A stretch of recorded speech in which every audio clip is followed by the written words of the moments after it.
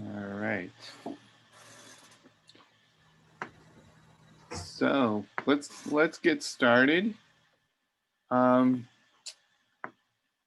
and I would like to welcome everybody to the meeting. And our special guest, Tim Cammisa, who's going to be talking about emergers tonight. I just want to a few words of introduction. That COVID has forced the cancellation of our indoor meetings. Actually, the Big Flats Community Center, where we normally meet, is officially closed through 2020, and we're expecting that it will likely close through the spring. So our club is working hard to continue everything that we can do virtually. So we're planning monthly programs. We're planning fly tying and fundraising all virtually. Today's live stream is going to be live streamed onto our Facebook Live and is available through Zoom. Before we get started, just a few instructions. For those of you on Zoom, if you would please mute your mics, that will keep the background noise to a minimum. It will be up to you to pick what the view is that you would like displayed. So you can either do a side-by-side or speaker view. The Facebook stream, I will try to keep that all speaker view. We want the folks on Zoom to feel welcome to participate. Please feel free to ask a question or two, but just don't interrupt. And if you've got an opinion or a comment or a story, let's save that for a different time. For those of you on Facebook, Bob Carlson, and hopefully in a little bit, I will also be monitoring Facebook for comments. Bob will pass along your comments or questions. He may not do that exactly right away. He'll try to find the right time when Tim pauses to ask those questions or pass along a comment or two. Just so you know that after the meeting, you will be able to see the video on our Facebook page and also on our YouTube channel. So what we're going to do tonight is Tim is going to do a demonstration of fly tying.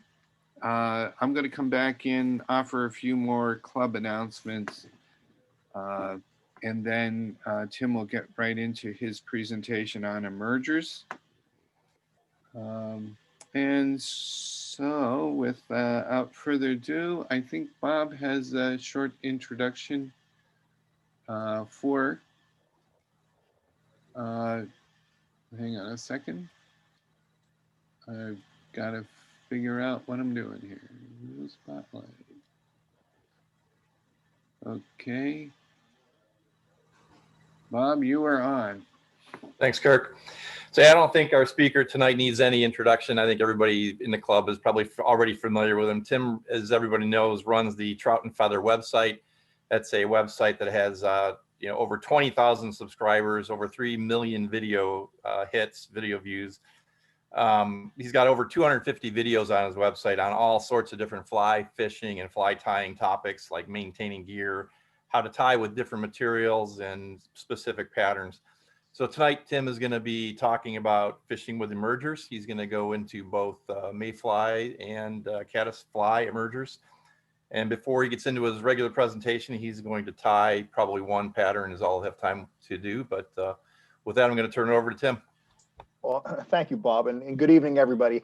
Just so everyone is aware, you guys, you run a really top-notch group there. I really appreciate Bob setting this up, and having Kirk along to kind of help with all the technical stuff has been phenomenal. I've done a lot of these live streams over the last few months with the pandemic going on, and this is one of the more ambitious groups. I will tell you that. Most of the other groups let me out of there with just a demonstration or a presentation. They don't require me to tie as well. And you can see we have a lot of moving parts. I have wires going. Luckily, you can't see my view right now, or else most of you would probably be laughing because it's pretty poor. But I'm going to do my best through this.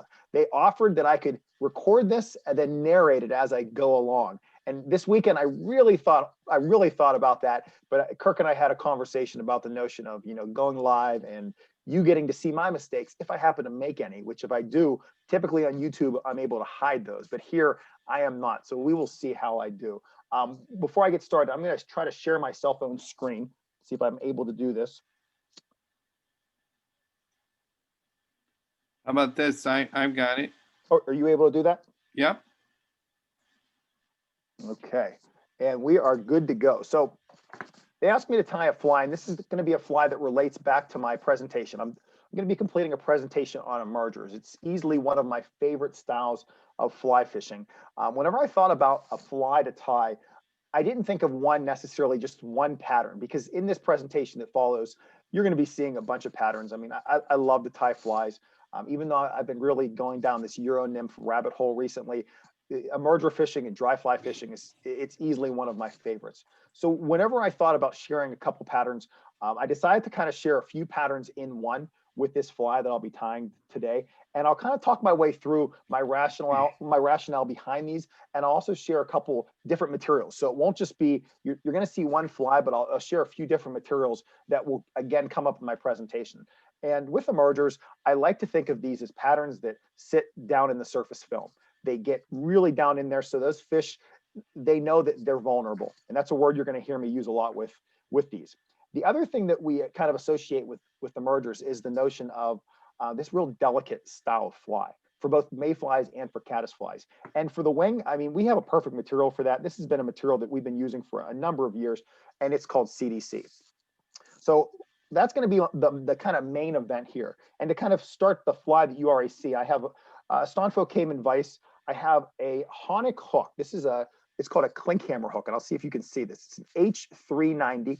BL stands for barbless. It's a size 14. I'll tie this fly anywhere from a 12 the whole way down to a size 18, even a 20. If you look at that hook, it looks kind of like a scud hook. And it's important to note that because whenever it rests on the water, let's see if I can rotate this the right way. Look at the eye of the hook. The eye is going to be kind of sitting up like that. And the bottom of the fly, that abdomen and the tail / the shuck is going to be pushed down into the film because of this style of hook. So if you have not yet checked out this style of hook, I would encourage you to do so, or maybe look at some of your scud patterns or your scud hooks and see if they'll work. The thread is just an olive 18-aught by Semperfli. And so I'm going to get back to my CDC now because we're going to be tying a CDC wing, kind of Comparadun style where it's going to be going over the eye of the hook. But the first little trick I'm going to share with this is that when you look at a lot of these CDC feathers, you can see that they have a stem that goes pretty much the whole way up. And that stem is a little bit rigid. And we want the tips of these fibers to be really soft and delicate in the water. So I learned this tip from Devin Olson. He's a member of Fly Fishing Team USA, and he shared a fly on one of my videos once. And on that fly, he took all of his pieces of CDC and he trimmed that little tip out. So I'm just going to take a couple. We'll take 2 or 3 pieces of CDC. I'm just going to quickly trim that out, and I'm just going to stack them by the tips. So I'm grabbing 3 pieces for this fly. If I was going with a smaller one, it'd probably only be 2. So I got 3. They all look just like this. So I have them stacked, and typically I would have just tied these on. I move them to my left hand and tie them so they're facing over the eye of the hook. Clink hammer style, there's a lot of European style flies that come like that. And that was my go-to fly, especially fishing on the Delaware River, the Missouri River out west, something with CDC as the wing. The one issue that many people have with this style of fly is that it rides low and they're very tough to see on the water. So some people will pair them up with a second fly. But then the other thing that Devin shared on one of my videos was to take a piece of CDC, but not just natural color, but use a high-vis color. We're talking like a high-vis orange, high-vis pink, high-vis chartreuse. Sometimes if you're lucky, you'll find this CDC in like the bargain section of your local fly shop because people look at orange CDC and they think, what can I do with orange CDC? Well, I wouldn't tie a fly with just orange CDC, but I sure would tie it in as kind of like a cider material in the wing. So now I have 4 pieces of CDC, and they're all stacked. And if you're saying to yourself, wow, that looks like a lot of CDC, it is. I'm just gonna advance my thread just a little bit. So I'm about a hook eye back. I'm gonna clump all this stuff back, and I'm just gonna measure it. So I wanna see about where it's gonna lay. So I'm just gonna kind of gap it according to the shank of the hook, bring it forward. And that orange, I really want the orange on the top part of the fly. So that orange is really facing up. I don't want the fish seeing that orange when it's coming down the water. And here's kind of my first tip whenever you're doing this and when you're using CDC. If it starts to go all over the place and you can't keep it kind of under wraps, just get a little bit of saliva on your fingers, just play with it a bit, and it will really just kind of clump up for you. I'm going to spin my bobbin clockwise just to help tighten things up and have it jump forward a hair. I'll put a couple pinch wraps, lock it in place with approximately 4 or 5 wraps. When I come back to the butt section, if I can move the butt section and the tips don't move, that means I have them locked in place. So I'm going to trim those pretty tight against that wing. Look things over. It's looking pretty good. I'll try to show you the top of the fly. You can see I have that high-vis CDC really just on top. So whenever I fold this wing back later, it's going to be popping straight up. Now, if you're looking at this and you want to be critical about the length of the CDC, we'll talk about that in a bit. Is it a little long? Yeah, absolutely. I'm tying on Facebook and on Zoom right now, so it's not going to be perfect. But we'll talk about some ways that we can kind of remedy that to get that in shape. Next thing I'm going to do is just wrap my thread over these butt fibers a little bit, just to kind of have them play with the game. And the next thing I'm going to do is focus on my trailing shuck. I'm going to just rotate this in my hook just a hair. So I have a little bit more access now to the rear of it. And for the trailing shuck, gosh, the sky is the limit for this. You can use something like a glow bright, it's like a thread or a yarn, and you can tie this as a single strand or a double strand going off the back. And that would be more like something that's really just high vis to capture the fish's attention. So that's one thing you can do. You can go with something like a Midge Mirage Opal, kind of like a crystal flash. This is a really tight crystal flash, and have a piece of this sticking off the back, again, to capture the fish's attention. Sometimes I'll grab some dubbings that are a little bit more natural-like. For instance, this is called Fine Diamond Dubbing. It's by a brand, I believe this is called Sabai. And I love to just take a little piece of that and tie that in, not necessarily as a tail, but more of a trailing shuck. And then the more traditional route that I'll go tonight will just be a piece of brown or tan Antron or Zelon. So I'm just going to grab a little section of this. And by little, let me show you what I mean. So I have about a 1-inch club, something like that. When I hold this, so you're looking at it from its width, I'm going to split it in half. So I'm going to save one section for another fly. And for this one, I'm just going to use about a half a clump of Antron or Zelon. And that may even be a little too much. I'm very finicky with this stuff, so I'm picking out a couple fibers. Now, I'll tell you about my color selection later in the presentation if Bob reminds me. I have kind of a secret there for my color. For the time being, though, I'm simply going to lock this in place with 2 wraps. It's not truly locked yet, and that's a good thing. I'm just going to let my thread kind of go a little bit and just kind of pull those butt ends a little bit closer to the tie-in place. Then I'm just going to start winding down. And if you notice while I wind, I'm going to hold on to this shuck material and pull it towards me. And as I do that with each wrap, it's helping to center that material on the hook shank. Now, when I let go, I want that material really just kind of being forced down. And you can see that's what's going on right now as it's curving around my vise. Now, that's going to represent our trailing shuck on the emerger. I'm not going to get into the entomology or anything of that right now. That will be kind of saved for the presentation. Now, it's up to you when you trim this stuff. Just in case somebody stops by on this Facebook and they look at this and they think it's looking pretty bad, I'm going to trim it now. And I tend to leave these shorter than longer. So it's going out, so it's maybe just an eye length past the bend, maybe an eye and a half past the bend of the hook. Does it have to be that precise? Absolutely not. If you would have seen me guiding on the Delaware a decade ago, that trailing shuck would have been twice as long, and it fooled fish then. Is it going to fool more now? No, not by any means. It's just kind of having a little bit of OCD when it comes to these patterns. Now let's talk about the abdomen, because this is one of the main features of this fly that I tend to overthink and worry about. For the abdomen, remember, this is going to be sitting in the surface film. And I want this to represent something that's emerging from its nymphal stage, because that's what this is. It's an emergence. It's emerging. It's going from a nymph to this emerger, and it's emerging into the dun, the adult, whatever that stage is we're representing for the caddis or the mayfly. This one can kind of cover both, even though I'm going to kind of lean towards a mayfly, something like a blue-wing olive. As I mentioned before, I want this abdomen sitting in the water, and it's a dry fly. It's got CDC. So how can I encourage it to sit in the water? Well, it's simple. We're going to add some weight to it. I'm going to add a little bit of tying wire, but not just any wire. Let's see if you can see this. I'll try to cover it with the light with my hand. There we go. Is that coming into focus yet? Maybe there. This is called tying wire by a company called Semperfly. Now, I will disclose I'm an ambassador for this company, but it's because of this wire and a few of their threads that I became an ambassador. If you look at the dimensions of this wire, it's 1/10 of a millimeter, and it says fine. And when they say fine, they are not joking. This stuff is extremely fine. So I'm going to be using this as a ribbing on my fly, and it's not going to do much. It's just going to add a little bit of coloration. Color's brown, so it's going to look kind of natural, but it's just going to provide a little depth and a little bit of weight to it. So I'm just going to lock that in, wind forward. When I do so, I can kind of get all my antron pieces wound in place. And now I'm going to stop about the halfway point of the abdomen, and we're going to tie in our body. Now for the body, don't overthink this. You can use a thread body if you want. I'm being asked to present tonight, so I have to show something a little bit more exciting than just thread. So I was trying to think about some of my favorite patterns and my favorite materials that I use. And there's one, and to show you how much I love this stuff, I have an entire bag of this stuff. See if I can, I'll show, I'm not sure which camera, you can probably see it on both, but here's my bag of this stuff.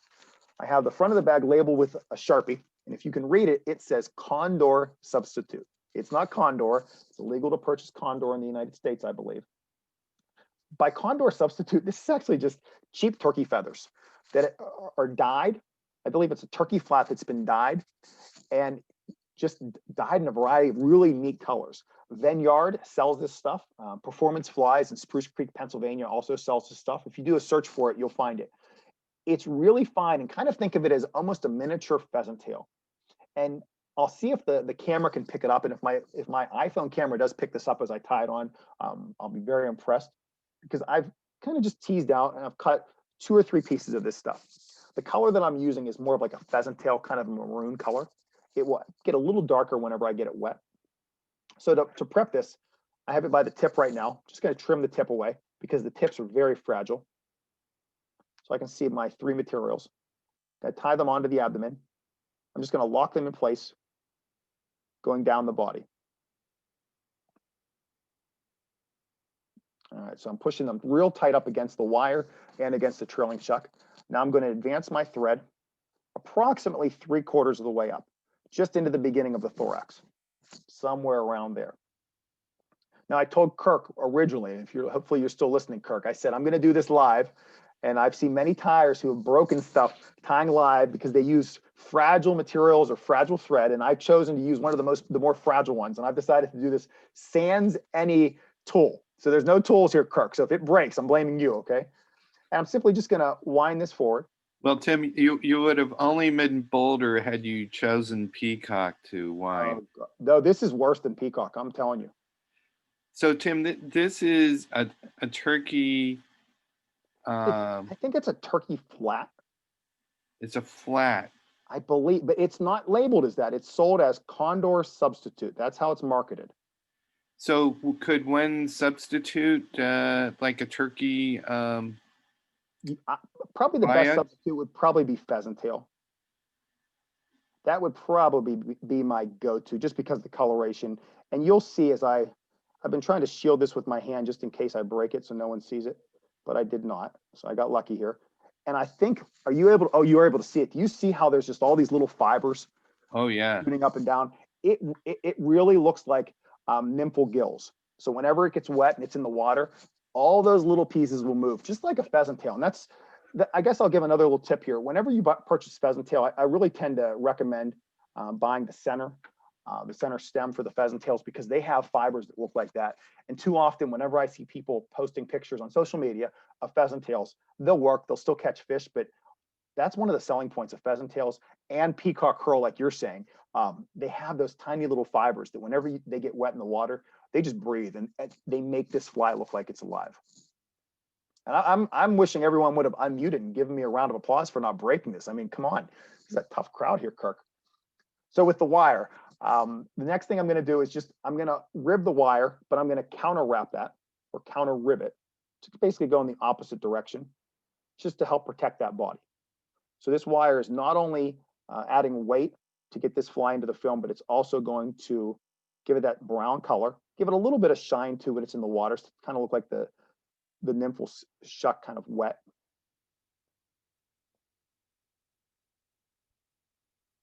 All right. Once I have that locked in place, we can just helicopter this away. I almost don't even have to helicopter it. It's so fragile. It will just, you can just see tear right off. It's really nice stuff. Now we're kind of finishing up and we're moving into the abdomen. Or the thorax. Before I get into the thorax, Bob or Kirk, have there been any questions, or if there's anyone out there that wants to unmute, this could be a good time to answer a couple questions. I'll just pass along a comment here, Tim. It just so happens that the chairman of the Fly Fishers International Fly Tying Committee is on the Facebook live stream, and he's helping us out here. And he said that the condor is a white turkey tail. Turkey and tail. It's died. Yeah. And that he says that they're commonly also used in full dress salmon flies. So there you go. That is correct. And who was that commented? That's Jerry Coviello. Jerry, I heard Jerry got an award. Is there truth to that, or did he have to pay for that? Yeah, it's a big time. That was last week. Wow. We're real proud of him. I am very proud of him too. And Jerry, I think I sent you an email congratulating you, but congratulations, bud. You deserve it. And thanks for correcting me on this turkey. I knew it was white turkey something, and I'm so glad you were out there. All right, well, if I don't hear any more, I will continue on. So I'm going to just kind of shift things a bit, just rotate it in my vise just a hair, just to kind of get it looking a little bit more what it's going to be like in the water. You can see I have kind of a gap behind the wing right now. So I'm going to take care of that. But I want to first just ensure that I have everything with the CDC looking right. So I'm going to create just a little bit of a thread dam in front of it. And if I push a little bit of it back and down, that is not a bad thing at all.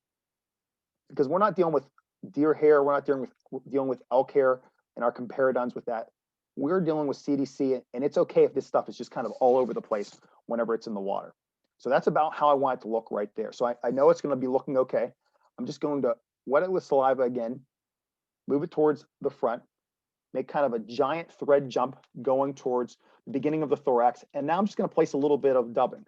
I'm going to stick with, this is SLF spiky dubbing, easily my favorite. I go through packages of this stuff every year. My favorite color is brown olive. I mean, this is a color I use on pretty much every single one of my bluing olive imitations, so many of my favorite Euro nymphs too. What's nice about this stuff is it isn't natural, but it also has a little bit of some flash mixed into it. So it kind of has the best of both worlds. It's a really nice olive color too. All right, let's see if we can get a little bit of this onto the thread. I'm just going to create a really tight noodle. I don't want to pick that out. And as I'm wrapping forward, I want to make sure my CDC kind of stays in place. So I'm hoping to get a few wraps, maybe 3 behind it. It looks like I got exactly 3. Let me get a couple more. Add a little bit more dubbing on this.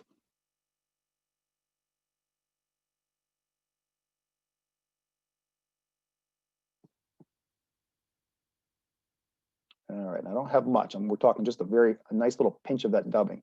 And for that last pinch, I'm just gonna take my thread, and for some reason, and I'm sure many of you who tie also feel the same way, you may have seen that I move my bobbin up a little bit closer. As I get closer to the hook with my bobbin, with the tip of my bobbin, I just have more control of it. And I really wanna have that control to finish this off. So we're gonna wet my fingers one more time, get a really deep wrap back in there, pull all that stuff forward, get one wrap in front of it. You can kind of see I've exposed my hook eye. Just going to extend my thread. I'm going to go right into a whip finish. So I think we can get 5 in there with no problem. This is 18-knot thread, so this stuff does not build up at all. And that will be enough for it. Now, I did mention Before I finish this fly, we got to look at the CDC because this CDC is definitely looking spiky. We got a lot of CDC there. Would I fish it as is right now?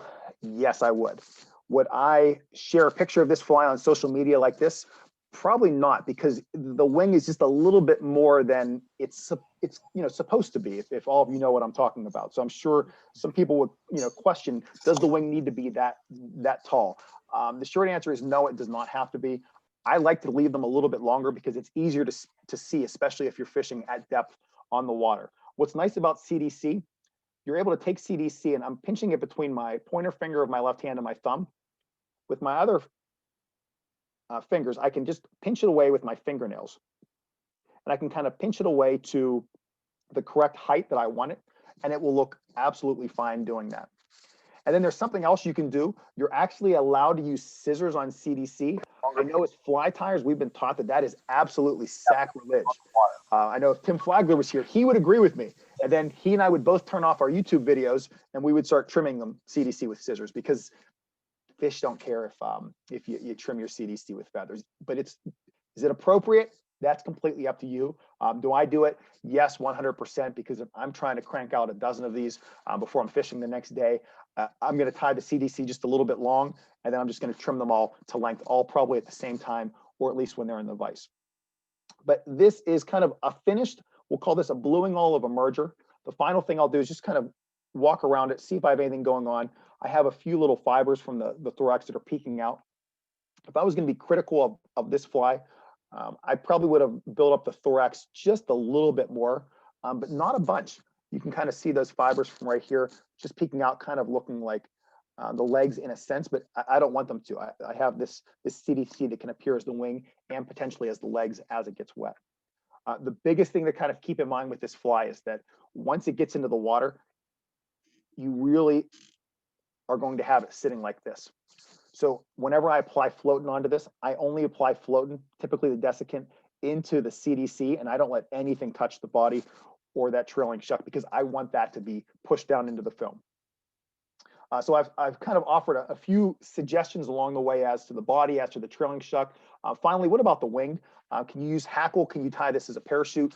100% if you like tying parachutes and you have a lot of hackle you'd like to use.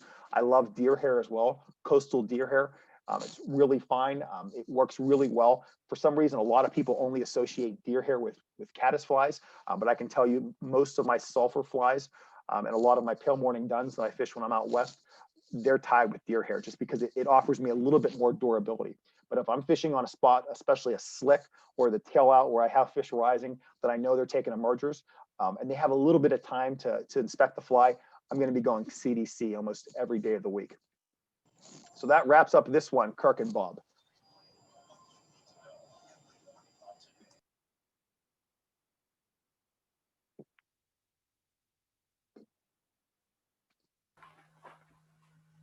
Awesome job, Tim. Thanks, Bob. I appreciate it. Not seeing any other questions coming in. So you said that the thread you used on is 18-aught Semperfly? Yeah, the Semperfly kind of got their name from a GSP thread. Now this one is not. This is called spider thread. And I'm sorry, let me see if I can get some of this light off. It's pretty harsh. Once I get the light off, it'll probably make it a little easier. This one's called spider thread. It's 18-aught. It's an olive. It's very fine. They're known for their nano silks, which are gel spun threads that are extremely, extremely durable. I think they have a 24-aught thread right now, Bob, which is, it's kind of disgusting. I tied an articulated streamer with maybe an 18-aught GSP. And some of you may know Gunnar Bramer from YouTube as well. And he saw the fly and he was laughing. He was like, "What? You're not using like sewing thread, Tim. You're supposed to be using like fly tying thread." And he was really just like cracking up because it's just amazing what some of these threads will do now. Wow. And it's still pretty strong, even 18-aught, 24-aught, huh? Yeah, I thought if there was one area of this fly that I was probably going to have problems with tonight, it was going to be that thread. It's nice though, because these 18-aught threads and these GSPs as well, like especially for a lot of beginning fly tyers, they can put a lot of tension on them before they pop.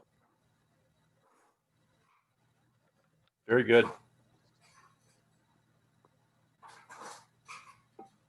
Kirk, we ready to roll into the presentation? Or are you doing announcements? Kirk? You on mute? Well, I think Kirk's going to do some announcements. He's muted. I'm going to turn off my cell phone camera if that's okay. Yep. Do that. Okay. Now can you hear me? Yes. All right.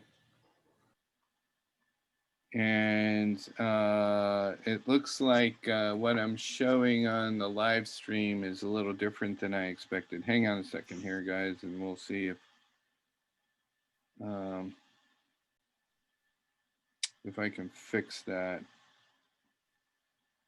Screen share.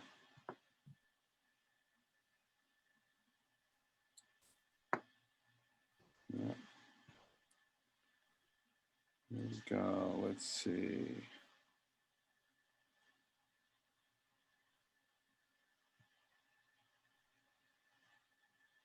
How's that look? A little better? So I just have a few club announcements to pass along. And then Tim's going to get right into his talk. Just to remind everybody that that COVID's forced us to not gather with face-to-face meetings. The place that we meet is officially closed through the end of the year, and we expect that it'll probably close through the spring. So what we've been trying to do is move the operation of our club completely virtually. So you should be getting emails through MailChimp, and you should be getting communications through our Facebook group. You should also notice that Eastern Waters Council and FFI International are going to be restarting their virtual content plans. And in fact, Eastern Waters Council is planning a presentation in 2 weeks. We have, well, it's not going to advance on me. Hey, let's see. There we go. Bob Carlson has arranged some really great speakers. So I think you all agree that October speaker Jim Walk was great. Tim is, you're going to love him. And in December, Matt Collins will be talking about fishing wet flies. And Tim Flagler will be coming in January to talk about spay for trout. And Bob has a few more speakers getting planned, and stay tuned. Some pretty interesting names could be headed our way. I want to share that the club has just opened up a Facebook page, and this is a copy of the Facebook page. We had for a long time worked with a Facebook group, which we still will have. The page allows us to do official club announcements.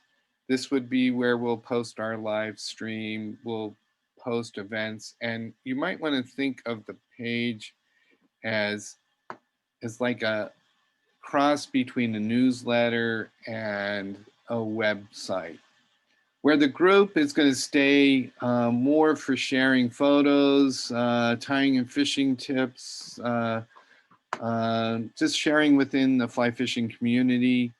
And it's more person-to-person sharing, where the page is for official stuff.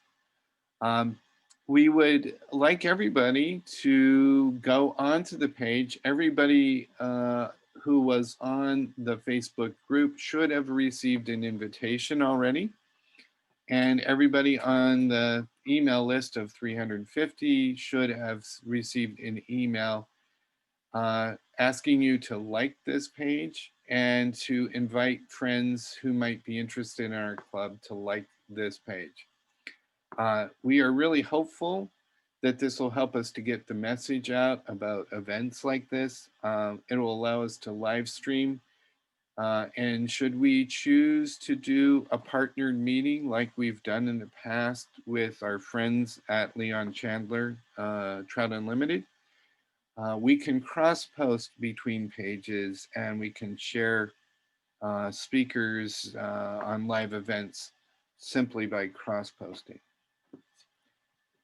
I want to also announce that the fundraising team has kicked off their inaugural offering, and we have started a drawing, and it will be just in time for Christmas. So if you're a late shopper like I am, I've already got my tickets.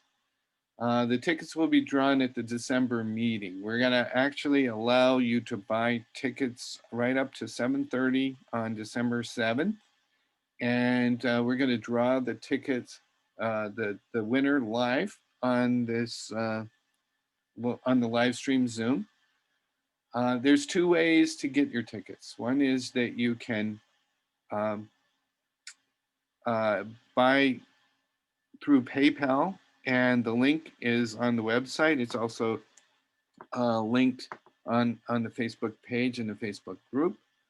Or if you're more of the old-fashioned type, there's no trouble. We'll take a check.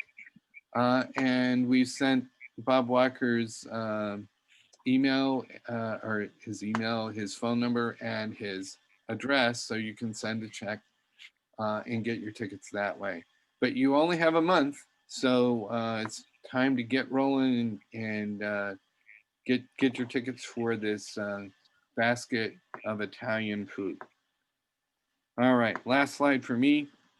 I just want to remind you that we're planning virtual fly tying master classes. These are demonstration type events. We've got one planned per month. Matt Collins is taking point on this, and we have tires from John Lively to Joe Cambridge. I am not going to remember all the ones that Matt has. We'll be arranging some other tying and social meetings. And as I mentioned before, the Eastern Waters Council, you should receive an email shortly. We'll be offering an educational program on striped bass fishing. And FFI will be starting their virtual presentations with a fly tying demonstration from Al Beatty. All right, that's it for me. We can move over, and Tim, you ready to go? Whenever you are ready, I am ready. I am ready. You want to go ahead and share your screen? Let me do it. By the way, Tim, we have 11 on Zoom, and we have at the moment 15 on the Facebook live stream. Oh, good. Some more gluttons for punishment.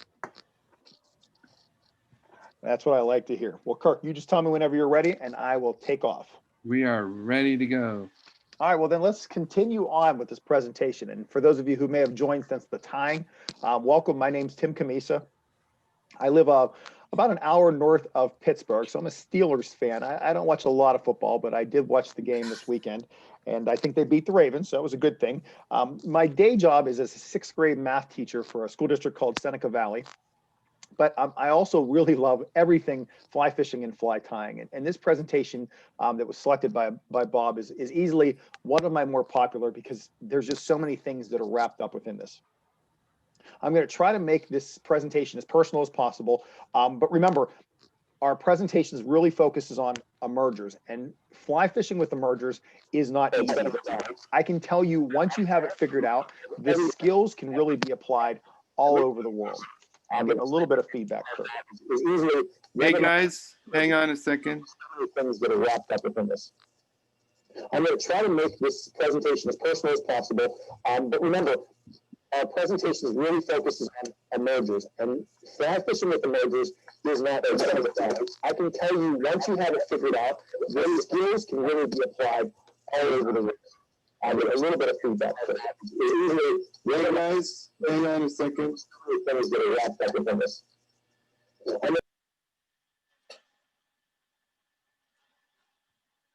All right, a little better. Yeah. Way better.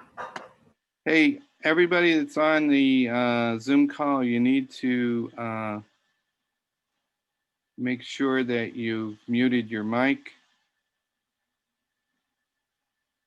All right, I think I'll continue on. Well, today I'm kind of known as a YouTuber for fly tying and fly fishing, and that's a very odd concept because not too long ago, at least in the world of fly fishing and fly tying, if you were sharing, that was not considered caring. And I still do kind of love the notion of secrecy a little bit. I'm sure a few of you do as well. And emergers really tie into that perfectly. Whenever I think back to some of my early days fly tying, I first learned fly tying 30 years ago, and that came first over fly fishing. Here's a picture of my first vise that I actually learned on. So it was fly tying first, then came fly fishing, and kind of most importantly came dry fly fishing, and I loved it. I first started fly fishing throughout the state of Pennsylvania. Then whenever I was graduating high school, I got a chance to spend a month in Montana with one of my mentors. His name is John Dunn. We basically spent the entire month of July dry fly fishing and emerger fishing the Missouri River in Montana. We just had a blast. So then I returned home, very impressionable at the time, and I knew that I wanted to move to Montana. That was just, I had to get back to the Missouri. And then, like literally that week, I got the Fly Fisherman magazine in the mail, and there was a cover article written by Paul Weimer, and it was about the Delaware River. It borders Pennsylvania and New York, and it was called the Missouri of the East. So I knew I had to get out there. So that summer, I immediately drove out there. I fished out there for a week straight. I just love it so much that I guided there for a couple seasons. And whenever I was guiding on the Delaware, I kind of became known as one of the emerger guides out there because it's very technical. You have a lot of fish that appear to be eating dry flies and adults. And sometimes they are, but more often than not, they're eating emergers. And the goal of this presentation is for you to be able to kind of go to a river, identify what's going on, and catch a fish just like this one. This is a nice 20-inch brown trout that I caught on my first cast whenever I was out there a couple seasons ago. And it was not that hard to do because I was able to put some of the clues and some of the cues together.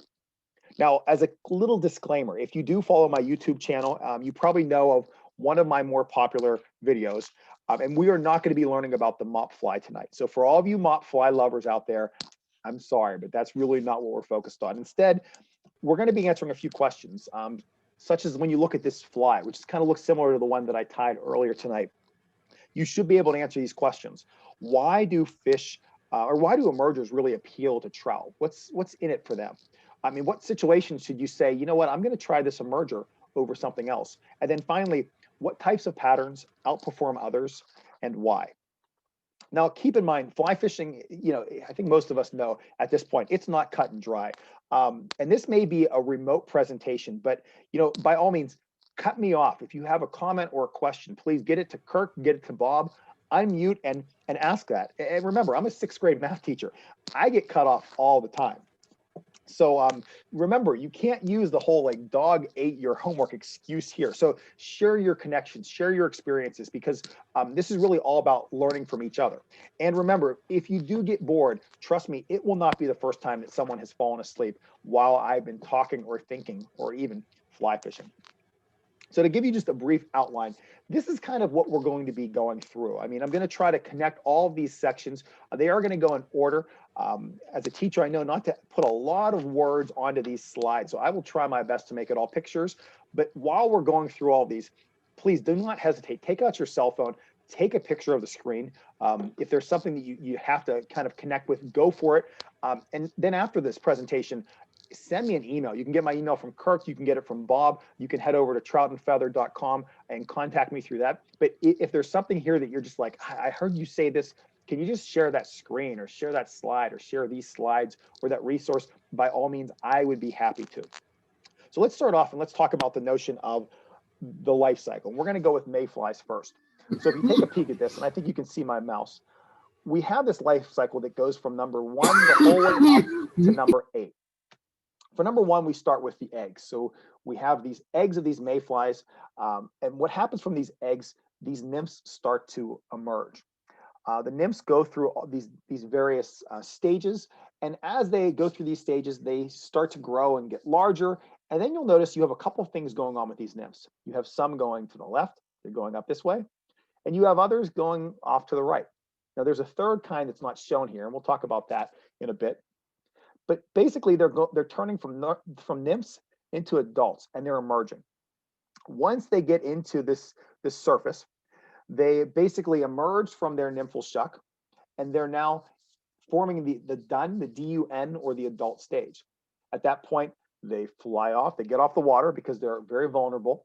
They dry their wings, they've dried their wings, and they're kind of getting ready to begin their mating period. They switch from a dun, they transform one more time into a spinner. You can see stage 5. They go into this mating swarm. The females will come down, they'll lay their eggs, and then both the females and the males will end up with spent wings. They'll be dead on the water, they'll be drifting downstream, again, very vulnerable. And then those eggs will go down and they will start that cycle all over again. Now for us, however, we are going to be concentrating on kind of this emergence. And if you kind of look there, you probably noticed there were these 3 types of emergence that happen from the nymphs. Type 1, you can have, and this is the one that was not shared that screen, that these mayflies, they turn into an adult or a dun underwater. And then they basically float to the surface as an adult, pop off and fly away. That's number 1. Number 2, you probably noticed in that picture to the right, the nymphs, as they're nymphs, they crawl to shore and they begin their emergence nearly on shore or at the water's edge. And then finally, number 3, you have where the nymphal skin splits at the surface and the adult crawls out. Now, which of these is most important as a fly fisher or a fly tyer?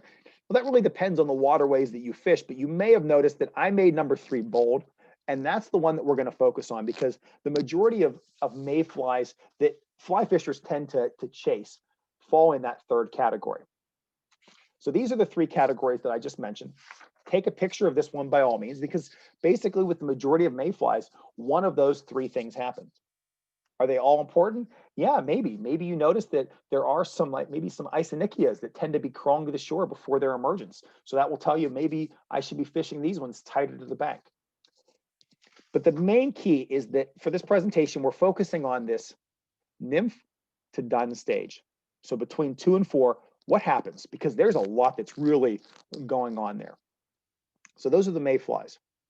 Now let's kind of also bring in another life cycle, and that's the caddisfly. So as we go through theirs, it's very similar. They don't have as many stages because we start with their eggs. Those eggs are going down. And next we have them that they turn into these larvae. From there, the larvae emerge into this pupal stage. From that pupal stage, they become an adult. They do not transform one more time into spinners. Instead, simply as adults, they mate and they continue that cycle just like mayflies, where after the mating, the females lay the eggs and then both die. So we have one less stage here. So we have eggs, the larva, the pupa, and the adult. But we do have an emergence in between. And just like those mayflies, we have different kind of things that happen to the caddisflies.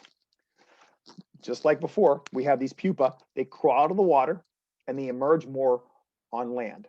It's number 1. Number 2, the pupa rise to the surface, then they swim to shore. And if you've ever witnessed that happening, it's pretty cool. It happens a lot in various still water situations. And then number 3, and hopefully you're noticing that this one is bold again. The pupa will rise to the surface and they emerge through the surface.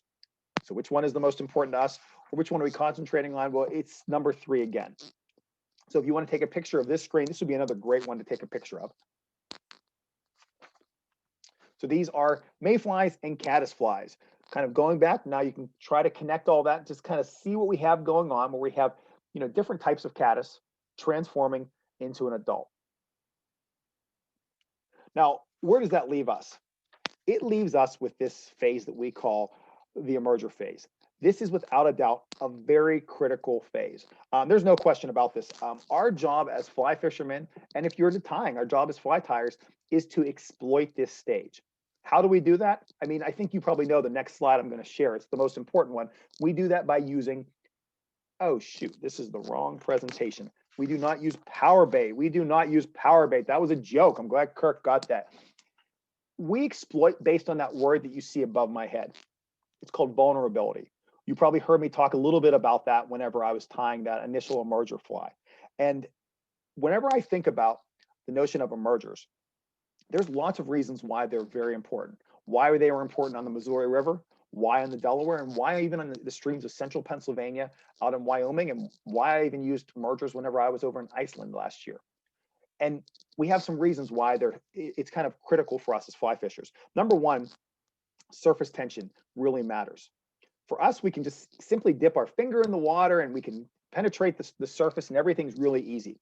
But there's a really high surface tension there. So imagine we have these nymphs, and as they're transforming and emerging, they start to make their way towards the surface, and they get up to the surface and they can't get through it because there's surface tension. And now let me plant this seed. As the temperature decreases, the surface tension increases. So think about that. If you have flies that are hatching during cold season, during the winter, on tailwaters, you have colder water, colder releases, and you're going to have an increase in surface tension. So especially during the winter, whenever I see blueing olives hatching, especially when I'm on tailwaters, I'm instantly reaching for emergers over adults because I know they're going to be stuck there. Speaking of being stuck there, I think of this as kind of like a conveyor belt for trout because you have all of these, basically imagine a hanging pheasant tail. It's basically just nudging up against the surface and it's stuck just like this. And I'll show you a picture that really shows what it's like. And they're just like this and they're just making their way, just waiting for that to kind of get through the surface. They're on that conveyor belt. I know Halloween was, we just celebrated it the other day and we did not take my son out, but I love peanut butter cups. And I can imagine these brown trout, just like this one that I'm holding, they're just sitting under the surface, just eating peanut butter cups, just waiting for them to drop into their mouth. And those peanut butter cups are very vulnerable. They know they're not going to go anywhere. They're stuck. The other thing that's really nice about this, the fish can kind of live in a consistent water column depth. Their reward outweighs their risk because more than likely, if you're seeing an emergence, there's going to be a lot of patterns out there. So these fish can almost get in tunnel vision. And that really benefits us as fly fishers. So let's go through first kind of flies, and then we'll talk about the fly fishing because what tends to happen in this presentation, I'll start talking about flies and somebody will always comment, well, tell me how to fish these flies. That will definitely come near the end, but we'll kind of get there because we don't have to necessarily overthink that fishing aspect of it. Well, let's also jump into one other area. And if you look at this fly, you may think this is an emerger, but this is not. This is something that we called a crippled fly. It's related to an emerger. These are basically partially emerged insects that are unable to fly for a variety of reasons. In this case, it's still attached to its nymphal or to its pupal shuck. So this is a mayfly, so it's still attached to its nymphal shuck. It couldn't, get rid of it in a sense, so it can't go anywhere. Something else that happens to crippled flies, you might see mayflies that are just laying on their sides. And sometimes people will automatically think, oh, they're spinners, where they're not. These are mayfly adults that just were unable to take off from the surface. So they just ended up on their sides. And maybe you've even seen a mayfly with just a one-wing form, which could give this appearance. So that's something that happens as well. We're talking a lot in kind of like back eddies of tailwaters. So if you've ever kind of looked in a back eddy and you've seen a fish rising and you're thinking, what's it eating back there? It could be eating crippled flies. Hey, Tim. Yep, go ahead, Kirk. So come back there. You introduced some terms, and I think it might be helpful just to let people digest that and maybe think about it a little bit more. Yeah. So we've got the emerger, and so that one's on its way out of the shuck, maybe? The emerger is as the nymph transitions to an adult. But the cripple is the one that kind of got caught halfway through the process and couldn't escape. Exactly. Yep, that's exactly it. Thanks for slowing me down, Kirk. No. Well, we have a spectrum of people on the call, some of which are old pros, and this is familiar, and some are kind of newer to our sport, and so I think the distinction is important. And you'll probably expand on that. Yeah, I will expand on it. And I'll kind of show flies. The nice thing about this, whenever we think about crippleds compared to emergers, we can kind of lump them together. And that's kind of why I choose to include them in this presentation, because a lot of times you'll never find a presentation out there that somebody just gives on crippled patterns. I've never seen it. Maybe there's been one at the Fly Tying Symposium 25 years ago, but I don't remember ever coming across one. So I like to introduce the concept because it's something that can really get forgotten about by a lot of us. A lot of us just assume if there's a fish eating on the surface, it's probably taking a dry fly, an adult, or an emerger. And we kind of forget about this one little area, which some people think, oh, they're eating midges because I can't see anything. And I used to say that they're probably eating midges, when in reality, they could be eating sulfur flies that are crippled, laying on their sides, and you can't see them from your vantage point. Mm. Thanks, Kirk. So I'll show you, I believe this is my last image. This is one of a caddisfly that's partially emerged. So it was going through its emergence. It was starting its transition. You could see its super long legs, which are right here. And something happened. It just didn't make it the whole way. Now, what happens? Now, we can argue and just say, well, based on nature, we know only X percentage are going to survive. That's without a doubt. Something else that happens is that whenever it's very cold water, it kind of stunts that. Sometimes you have a cold water release during a hatch, and that will just cause all these flies to just kind of stop what they're doing. And they'll get stuck, and unfortunately, they just won't make it. That benefits the fish because you have a lot of really vulnerable insects coming down. So whenever I think of places where I'll kind of lean towards that crippled, I'm thinking again, cold water, spring creeks, tailwaters in the wintertime, and especially whenever I see a back eddy, whenever there are fish rising back there, and I don't think there'd be any insects hatching. What I think happens is that a lot of times you have these crippled insects that are dead on the water and they get pushed into a back eddy, and then you have a fish just kind of feeding and picking them apart back there. The other place where this happens is during a very prolific hatch. For instance, in Pennsylvania, one of our first major hatches in the spring is called the Granum hatch. And during that hatch, we just have caddisflies all through the air. It's extremely prolific. But whenever you have them in those numbers, you also have an increased number of these crippled caddis. So keep that in mind. And I'll share with you a pretty neat little pattern that can kind of double as a crippled or as an emerger.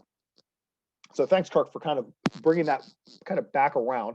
And now to get back into the emergers, think back to that initial slide that I showed you that talked about the life cycle.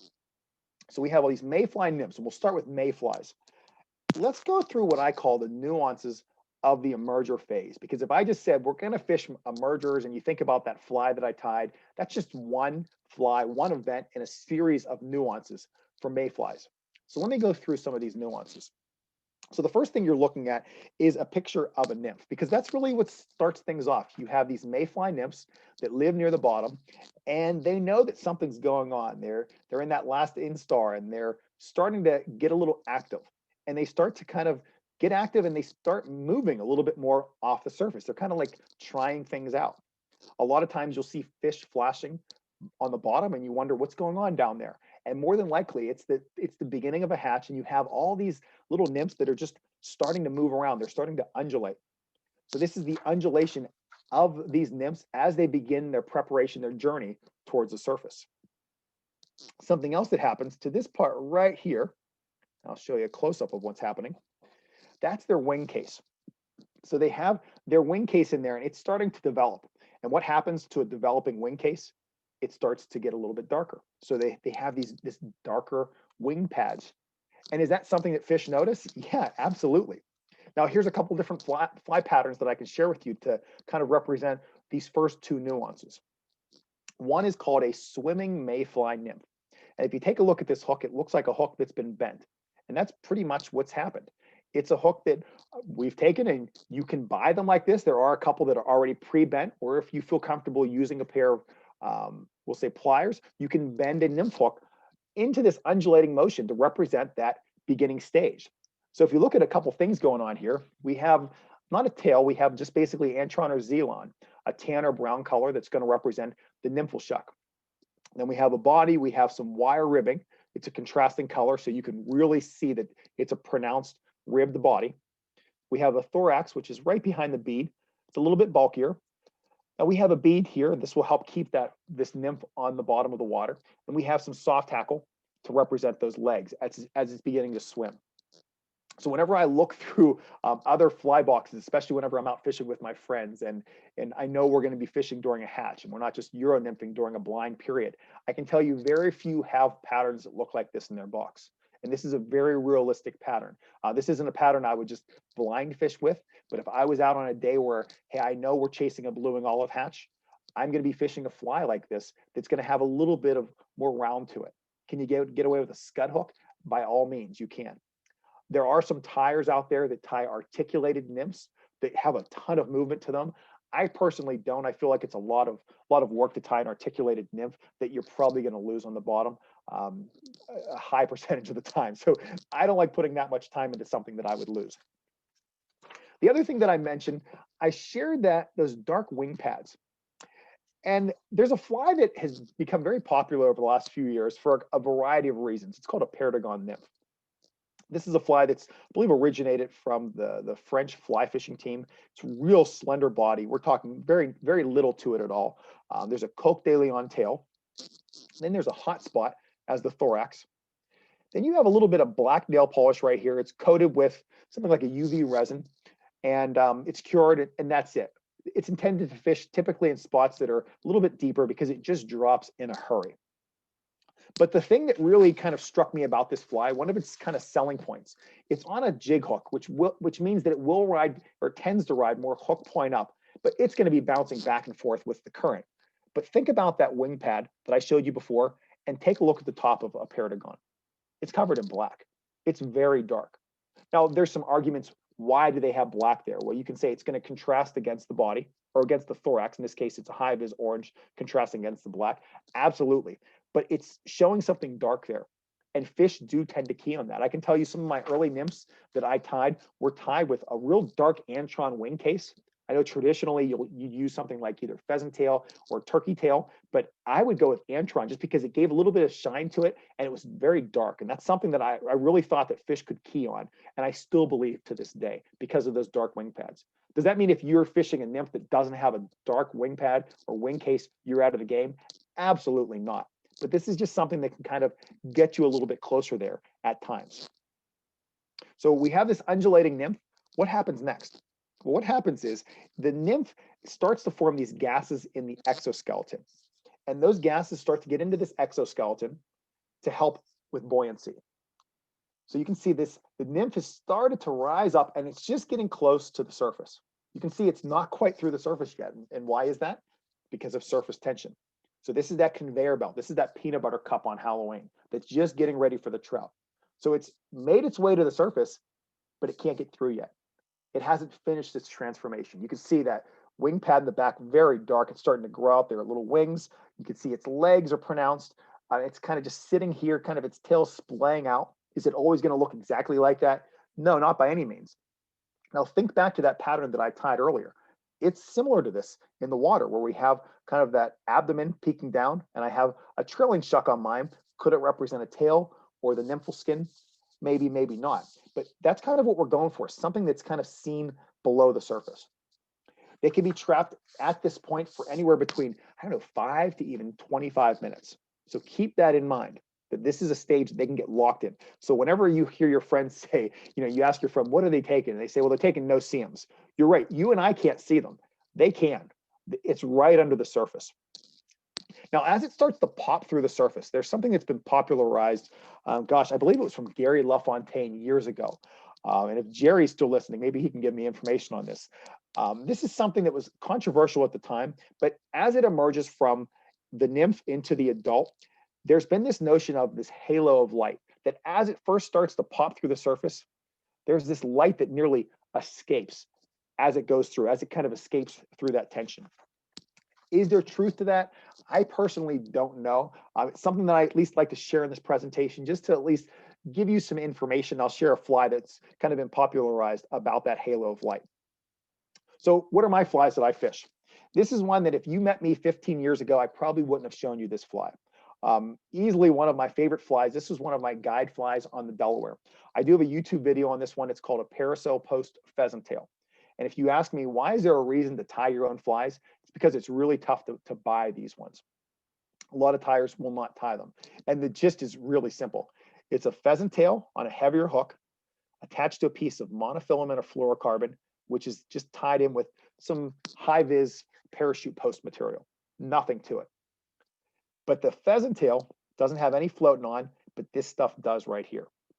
So whenever I cast this out, this is going to drop down below the surface to about an inch to anywhere from, we'll say, a ½ inch to 2 inches, depending on the length of this post that you make it. If you are a fly tyer out there, don't get too crazy with these. Sometimes you want to make them really large posts, maybe 6 inches. You can do that, but when you start to cast it, it's just going to whirl all around and just completely cause your tippet to go into chaos. So this was called the parasol post pheasant tail. Very easy fly to tie. If you can tie a pheasant tail to get this post on, there is really nothing to it. Another fly that I love to tie. This one's called John Barr's Blueing Olive Emerger. So John Barr he became very popular because of the Copper John, a fly that runs really deep. At one point, it was probably the #1 selling fly in the sport of fly fishing. Well, whenever that fly came out, I decided I had to buy John's book. So I bought John's book, and there were a number of patterns that he shared. And this was one of his favorite patterns in his book. And that's what he claimed, that this one caught him so many fish, almost as many as the CJ or the Copper John. So like any fly tyer out there, I decided I had to tie up a bunch of these. So I did. And I looked at them, and they were real ugly. For those of you that tie, you might notice, look at the tail. It's trimmed with scissors. It's not nice and pointy. It's not like a nice tail. It's just not right. And you got this ratty body. You have these legs out here, which are basically hackle or soft hackle that were also trimmed with scissors. Then you have a piece of flash here, which I could get the flash. So I tied a ½ dozen of these, put them in my fly box, and there they sat for over a year. So about a season later, I was on the Little Juniata River in central Pennsylvania. There were blueing olives that were in the air, so I knew the fish had to be feeding on blueing olives, but I could not get a riser to save my life. So I had a blueing olive parachute on, and I looked in my box and I decided I might as well throw one of these on. So I attached a piece of tippet directly to the bend of the hook on my parachute, which I don't do so much anymore, but I did at the time. And I put this fly on behind it. And it was fish on for the next 45 minutes on this pattern. So I became a believer in this fly. Now, whenever I've now since taken a step back and I've looked at this, I wondered to myself, why has this one caught me so many fish? Now you could say, well, it's buggy, absolutely. But this tail, I've realized, this is not a mayfly tail. That's not what it's representing. What it's representing is the nymph as it starts to push its nymphal shuck away, because that's what happens with mayflies. That's the one thing that we have not really gotten into yet. You'll be seeing in a moment. As this nymph starts to emerge, as it starts to push through the surface, it will start to kind of push its shuck or split its shuck open and crawl forward from its shuck. So we don't have to have a perfect tail. That's just representing its shuck kind of getting all bunched together as it's making its way towards the adult stage. So these fish know that something's going on, and the key word is they're vulnerable during this stage. I talked about that halo of light. Here is a very popular halo of light emerger. You can see it's got just like a lot of white to it. We have kind of a white floss, ostrich for the tail, a dub body. And it's tough to see from this image, but these are basically 2 small pieces of foam that are shooting out both sides to represent almost that triangle of light from the tail and on both sides. Then just, we'll say a hot orange or high-vis orange deer hair, just so you can see this thing as it rides in the water. So that's the halo of light emerger. When I look at this, I also see that this could potentially kind of imitate a crippled pattern too. So I kind of look at that when I see this wing jotting forward like this. So Tim, that's another of the LaFontaine patterns, yes? That's correct. Yep, that's correct.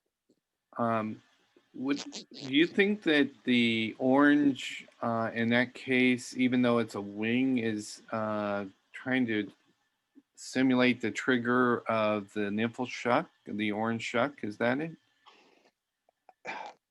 I'm not going to tell you yes or no because I don't know, and I can't say that definitively. I'd love to say yes.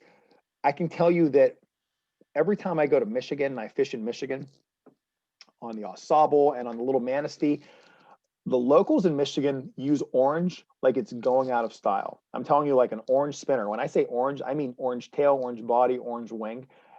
I don't know if that has something to do with it as well. In my opinion, I don't really think of many insects as that high-vis orange up on the wing or as the leg. So at this point, that would probably be beyond my expertise. If there's anyone else who has any other ideas aside from seeing it or aside from depending on how fish or how trout see the color orange in water, I'm up for any suggestions that you have. Hey, Tim, we had one other question. What sizes do you like for the bars BWO emerger? If I was going to pick one, it'd be a 16. Easily go to. For blueing olives, they tend to be a little on the smaller size. I have them tied between a 14 and I'd say a 22, but I think I'd be lying, probably a 14 and a 20. I know size 20s can get a little tricky for a lot of fly tyers, especially, but if you're comfortable with the size 16, go with it in that size. Thanks, Bob. All right, so let's move on to kind of this last little, we'll say, stage of emergence for the mayflies. And take a good look at this picture. This is one that I really want you to try your best to connect with, because this is a top view of a mayfly dun, of the adult as it's separating itself from the nymphal shuck. So that's what we have going on here. So now imagine, if you're newer into fly fishing, imagine a pheasant tail. There's your pheasant tail down here, and a parachute. There's your parachute crawling out of a pheasant tail. That's what's going on right here. Now then, put yourself on the water. What do you see? The same as me. We see nothing but this right here. I've been in many situations, and I've been proved wrong in many situations, where I'm fishing and I see a fish just consistently eat mayfly duns. And by a mayfly dun, we're talking about this adult that it almost looks like a sailboat as it's going down the water with its two wings held straight upright. And that's what I see. I see this mayfly dun going down the water, and I see a fish just gobbling it up. And I think, oh, simple, mayfly dun. So what do I throw? Maybe a parachute. What do I throw after that? Maybe a compare dun. What do I throw after that? I say, well, they must not be eating mayfly duns. Even though I've witnessed it, they're probably eating midges. And I go down in size, or I change the color, thinking if I go one shade darker orange, that's going to make the difference. It never does. I mean, if you catch one, I'm not saying you got lucky, but you just happen to find a very hungry fish. What typically is going on in these situations is that this adult is still attached to this right here. And what does that mean? That means it's vulnerable. It's not going anywhere. That means the fish knows this is trapped. It's not going to fly away. I'm going to eat it. This thing is not going to get away. It's an easy meal for them. So whenever I think back to that fly that I initially shared, the one that I tied, that's one of my go-to flies in this situation. You can see there's not a lot of ripple on the water. It's a spot where fish have a little bit of time to see what's going on. It's a longer fly too. So whenever I mentioned that I would tie my trailing shucks a little bit longer years ago, I don't think that was a bad thing. And if you have anyone that's ever questioning you saying, hey, that's a size 16, you have a really long trailing shuck there, just smile and move on, because that does not matter. Look at this fly right here. If you look at how long that is, you would think if you would actually tie it, that would be like hexagenia proportions, a much larger fly, like a size 10, when in reality, that's a 14 or 16 times 1.5. And then as it starts to separate, now we have the adult on the left, and then there is that nymphal shuck on the right. It's empty, no more protein in this here. All the protein is right here. But they're now just separating and they're starting to drift apart. So the question is, what are some flies that represent these last stages, aside from that one I tied earlier? Here's a popular one from Devin Olson. This is the one that he tied on my YouTube channel called his Pliva shuttlecock. He's used this in many competitions. I believe in Bosnia is where he really did well with this. And you can kind of connect it to the fly that I tied earlier. You can see CDC, and there's that high-vis pink mixed in. I'm pretty sure very few people would ever tell Devin that, hey, Devin, your CDC wing is a little too high for the fly. It is on social media. It's not in fishing situations. Then you have this body. It's a green body, and it's ribbed with a high-vis chartreuse. It's basically so you can see that ribbing, so it's more pronounced, so you have some contrast. And you can see versus a trailing shuck, Devin just put in a piece of crystal flash, covered it with super glue or UV resin, just to kind of look at it's almost a hot spot in that tail section. Just something that's going to glimmer off something and just give a little bit of reflection or a little bit of shimmer on the water. Think back to that halo of light. If I ask Devin about the halo of light, will he know about it? Probably not. But he does know flies that catch fish. So that's the Pliva shuttlecock. Another one is from Tom Rosenbauer. Tom Rosenbauer works for Orvis. He runs a very successful podcast as well through Orvis. But he's created a really great pattern. It's called the rabbit foot emerger. This was one of my early Delaware flies. when I told you about my trailing shucks being longer initially, take a look at how long that one was. That was back in the day when I tied them a lot longer. This is a clip that I took from a YouTube video of me tying this fly. So I've since kind of cut that shuck in half. Now, what's the rest of the pattern? It's pretty simple. It's just a dub body. And then we have snowshoe rabbit right here. That's snowshoe rabbit hair. It can be tricky because the butt ends of that stuff, they can really just build up fast. But you can even look at my thorax and kind of question, is that thorax a little bit too bulky there? It's because of those butt ends, but they float really well. I've since kind of transitioned over to CDC. So I'll tie a similar fly, as this one, as Tom's, but with CDC versus rabbit foot. But that's another great material to use whenever you're fishing a little bit faster water. So it will kind of help your fly stay on the surface. Great buggy pattern. Here's a new fly that you probably have not seen before. This is one that's been picked up by a company that I think it will be coming out, I believe, in the spring of this year, depending on how things roll out with the pandemic. This is very similar to the fly that you saw me tie earlier. This one's tentatively called the Condor Emerger. So we have for our trailing shuck, again, some type of a Zelon shuck back there. It's kind of a tannish color. For our body, there's our Condor substitute. And if you look closely in that body, you can see some wire ribbing. This one's a parachute post, high vis pink. The hackle, I love, if I'm using hackle, I love stuff that has some variegation in it, or some modeling, I should say. This is grizzly.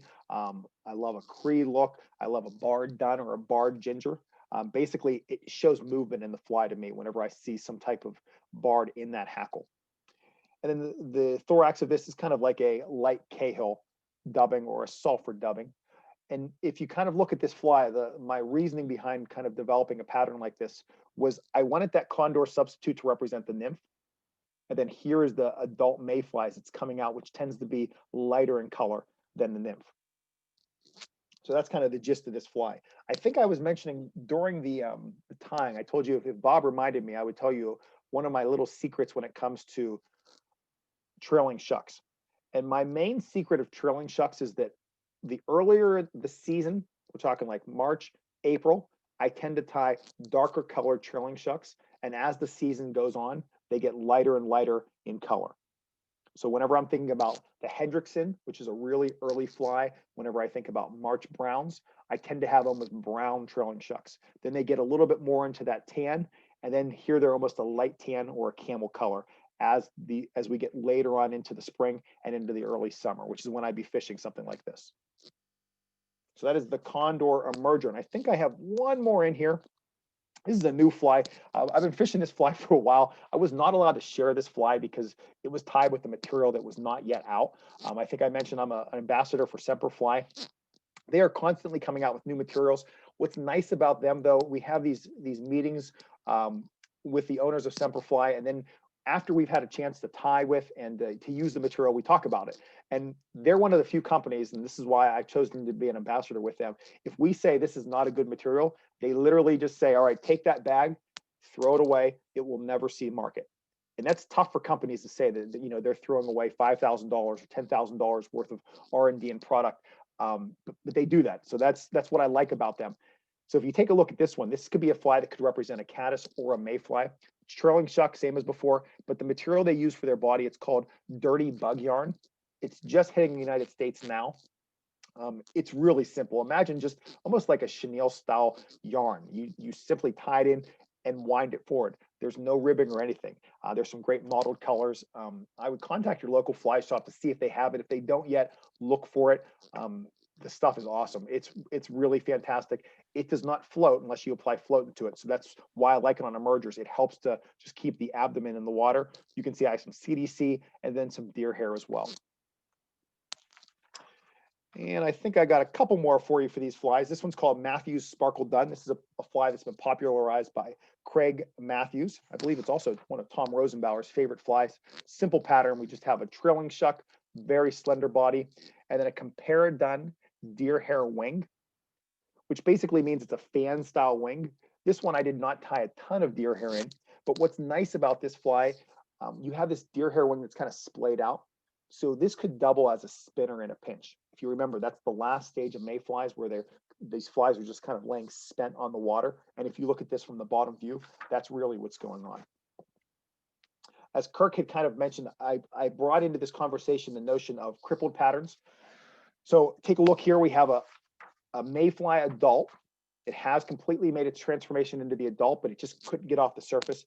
It's crippled. It's sitting there. What's going on with it? How do we represent that? This is not my fly that I tied, but I did borrow this picture and ask for permission. This is a fly that's popularized from a gentleman, and it's called the Quigley's Mayfly Cripple. I believe it's Bob Quigley. And if you look at this fly, you have a ton of stuff going on here. This is just like an explosion at your vise. We have some ostrich curl for the tail. You have ostrich for the body. Then there's a rib through it to kind of pull some of that down to give you some contrasting colors.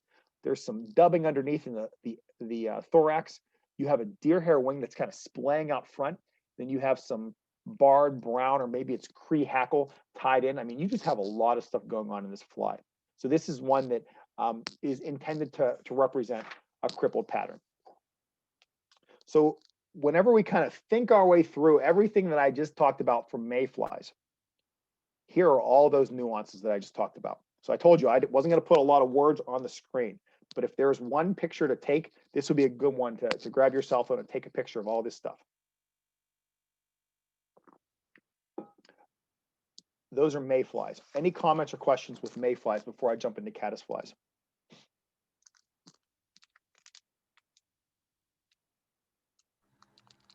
Not seeing any, Tim. Okay, well, let's keep going. So we'll get into caddisflies. Is my face in the way of this picture, Bob? No. Okay, good. My screen. Okay, my screen looks a little different than yours. So we're going to switch into caddisflies. We're focusing on the pupa to the adult transition. So whenever I think about a caddisfly pupa, what are they known for? I mean, take a look at this. They have these antennae and these really long legs. That's what fish see. So how do we represent that as fishers and as tyers? Well, it's really simple. We kind of take a look at this and we say, all right, well, we have our body, but look at all these legs sticking out. Look at these antennae. I mean, look at these wings. Like, they have a lot of stuff going on there. They're very long, much longer than the mayflies. So we tie them with kind of these patterns that we call soft tackles, stuff like Hungarian partridge or grouse or CDC. This is a pattern that's been popularized by John Anderson. It's called his Birds of Prey caddis. It's got a tail, and a lot of people say, well, caddisflies don't have tails. You're right, they don't, but they have really long legs. So let's kind of accentuate that there. So we tie a little bit of soft tackle for the tail, flashy body, soft tackle again, some peacock up here, or you can use some peacock dubbing and a bead to keep this one down near the bottom of the water column, because this is where they're going to start their emergence. They're moving around there. As they kind of make their way closer to the surface, excuse me, what happens next? Well, you have this ferrate adult, ferrate spelled P-H-A-R-A-T-E, and it's trapped in its pupal skin. And that's what's going on here, is that the adult is starting its emergence inside of the skin. I think I have another picture of that. Yeah, there's another great one. So the pupal skin, what's cool about this, it can be transparent. And if so, you can see the wings as they get closer and closer to their emergence. Now, what's kind of separating the body and the skin? Well, there's some molding fluid in there as well. And at times it will glisten too. So it almost takes on this shine whenever it's in the water. So that's something that fish can absolutely key on. And if you notice where this is, it's still where we're talking near the bottom of the water column, and these flies are starting to make their way up. So we have some easy patterns that we've tied over the years to represent them. This is one tied by my buddy, Tim Flagler. I think you guys are going to have Tim speak at some point. Just a great tyer and fisher. I had a chance to fish with him in New Jersey last year. This is not his fly. This is Gary LaFontaine's Sparkle Emerger, but it was tied by Tim Flagler. Tim and I do differ because he uses a ton of this antron or zelan around the body of his fly to represent that kind of that skin that's surrounding the adult. I don't use necessarily so much, but when you take a look at this fly, that's really all it is. You have kind of all that skin around the adult. You have this deer hair wing and a little bit of a darker head. Really simple fly that's caught a lot of fishermen, a lot of fish over the years. Another popular YouTuber is a gentleman by the name of Davey McPhail. Davey ties a fly called the catgut caddis pupa. Very popular fly as well. It's tied with a material called catgut. You can purchase that in the United States. There's also a place up in Canada, I think they're called Frosty Fly, where I get mine from. And what's nice about catgut is that it really just looks and it kind of feels almost like we'll say like a real insect. It's very easy to tie. You have to just kind of get it wet first and it will wrap on really easily. But once it gets wet, it just seems real. Now, there's not a lot to this fly for Davies anyway. He did a great job with the picture because when you get the stuff wet, it just takes on an appearance of its own. Here's one that I tied. I call this one the Frosty Fly catgut. So there's the catgut in there. You can see I just lightly wet this. So it's nothing but a catgut body, a little bit of peacock dubbing, then some soft hackle. This looks like maybe grouse, then a little bit more peacock. That's on a jig hook, so it's going to ride hook point up. Just a really neat little material. The one caution I'll have for those of you who are interested in tying stuff like this, the catgut, I wouldn't tie a ton of these because if you leave them in your box for more than a season, that stuff, it is a natural material and it will start to separate and break once it dries out. So if you fish them, you can fish them, for maybe a month or two. Then after that, I would recommend, bringing the hook home, use a razor blade, clear everything off, and use your hook for another one for the next season. So, Tim, this catgut, is it really catgut? I don't know, to be honest with you. I do not know. Does anyone out there know? Oh, here's the one. Jerry's got to know the answer to that. Come on, Jerry. We're putting him on the hot seat now. He's not presenting anymore. He can just pick me apart. I don't think he wants to come off on me. Everyone is out there right now Googling, what is catgut? Yeah, I know what catgut is. I just don't know if that's the right thing. It used to be used for leaders and such. Yeah, exactly. Well, how about this? I'll keep going, and if somebody comes up with it, interrupt, because I would love to know. You're the first one that's ever asked that in all these years. So we were talking about this emergence for the caddisfly. They're in their this pupal phase. But what happens with their pupa is that shuck begins to split, and the adult will crawl or eat its way out. You can kind of see what's going on here. We have this adult, and it's kind of eating or pushing its way out. Here's another great picture that really shows that. It's almost like they're taking off a pair of pants. And it's really neat when you can kind of see these in a close-up. It's very similar to what went down with the mayflies. And then as it starts to get out of its shuck, it's on the surface. And just like before, here we have a caddisfly. And then right behind it, we have its trailing shuck. When we're fishing, what do we see? We see that caddisfly. We're like, we know they're eating caddisflies. That's what I'm going to throw. I'm going to throw an elk hair caddis and just catch every fish in this pool. When in reality, that may not be what they're feeding on. They're looking and they're kind of keying on something that's trailing behind them. So how can we imitate that? Well, this fly has probably caught me the most fish out of most of the flies that I've shared whenever I'm thinking about dry flies. It's another fly popularized by Craig Matthews. It's called Matthews X Caddis. There's very, very little to this fly.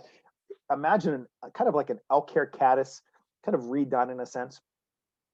Instead of a tail, or instead of having no tail, we have a little bit of that Antron or Zelon, kind of a camel color is my go-to.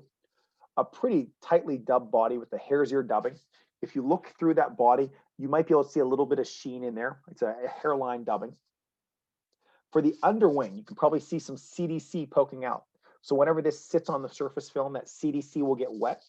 And let me see if I have another shot of that CDC. Yeah, there it is. And it will kind of dance around on the water, kind of like caddisfly legs. And then we have a deer hair wing, or if you want to go elk hair, you can go with that as well. The one thing to note for this fly, I love to tie this fly on a straight eye hook. For some reason, I just feel like it lays a little bit flatter with that style of hook. It's probably a mental thing. There is no doubt about it. I believe that's a Daiichi 1110, but that's kind of like my go-to style for this type of a pattern. So for the caddisfly nuances, you can see there are a lot less, at least in my opinion, as to kind of what we're thinking about there. But I do have some other flies to share. Before I do that, if you want to take a picture of this screen, you are more than welcome to. And as I kind of transition forward, that last stage of these caddisflies, we'll talk about the notion of a crippled or a stillborn one. This is a fly tied by Johnny King. I think he may have just been on I think I just saw that he was on a podcast. Maybe he was on Tom's podcast. It's called the Splitsville Caddis. This is a really slick little fly. It's tied with I believe, a parachute stacker. So it's a little bit more of an involved method. But the gist is kind of simple. You have a dub body, and then we have a deer hair wing, but through the center of the wing, we have a piece of hackle that's kind of tied up, we'll say either on thread or on monofilament, and it's kind of pulled through the deer hair, and it causes it to splay out, forming a delta wing.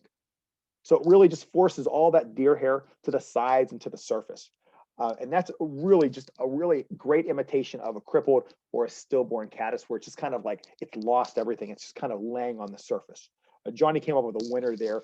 I see him a lot at the Edison Fly Fishing Show, and I tied this fly on my channel, and he always gives me kudos for it. If you have a chance to see him tie, do so. He's one of these people that he just puts 1,000 things on a hook, and I never think he's going to have his hook eye at the very end, and he's always able to. He just does an excellent job with it. And then one more fly that's a neat one. It's called the EC Caddis. This is a fly by Ralph Cutter. Take a look at this. Looks like a lot of the other flies we've seen tonight. There's that Antron Zelon tail. There's a dub body. Now we have a deer hair wing, but then look what we have underneath it. It's like a piece of hackle wrapped parachute style. So easy fly. The question you should ask if Kirk is still awake, which he should ask if I would go on, he would say, Tim, what does EC stand for? And it stands for Emerger Crippled Caddis. So this is a fly that Ralph developed to kind of hit both stages, to say, hey, if we got emergers, throw this one. Oh, you got crippled, throw it as well. So it's kind of like a push between the two. Here's a look at it from the bottom. You can just see it's, if they're looking for an adult or for an emerger, there's the deer hair wing. If they're looking for something a little bit more splayed out, you have that hackle too. A neat little caddis fly.